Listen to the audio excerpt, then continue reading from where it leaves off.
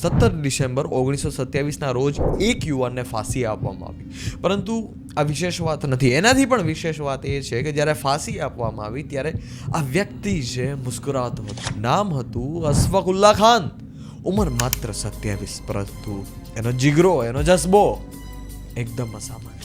1900ના રોજ એમણે સામાન્ય પરિવારમાં જન્મ લીધો હતો, પરંતુ વિચાર બહુ અસામાન્ય હતા. 9 ઓગસ્ટ 1925માં એક ટ્રેન રોકાઈ, કાકોરી ટ્રેન રોબરીમાં. સરકારી ખજાનો લૂંટાયો, બધા ત્યાંથી નાસી ભાગ્યા. પરંતુ અશફાકુલ્લા ખાન ત્યાં જ હતા. એમની ધરપકડ કરવામાં આવી અને સાથીઓના નામ પૂછવામાં આવ્યા. એ વ્યક્તિએ બતાવ્યા નહીં, પરંતુ વિશેષ વાત હવે શરૂ થશે. એના પર દબાણ કરવામાં આવ્યું કે નામ કહી દે. અશફાકુલ્લા ખાન કહે કે નહીં, હું નામ નહીં કહું. અશફાકુલ્લા ખાનને જ્યારે ફાંસી આપવામાં આવી ત્યારે અશફાકુલ્લા ખાનને પ્રશ્ન પૂછવામાં આવ્યો કે ડર લાગે છે? ત્યારે અશફાકુલ્લા ખાન બોલ્યા છે, અગર મેરા ખૂન દેશ કે કામ આए તો ये मेरी सबसे बड़ी खुशकिस्मती होगी.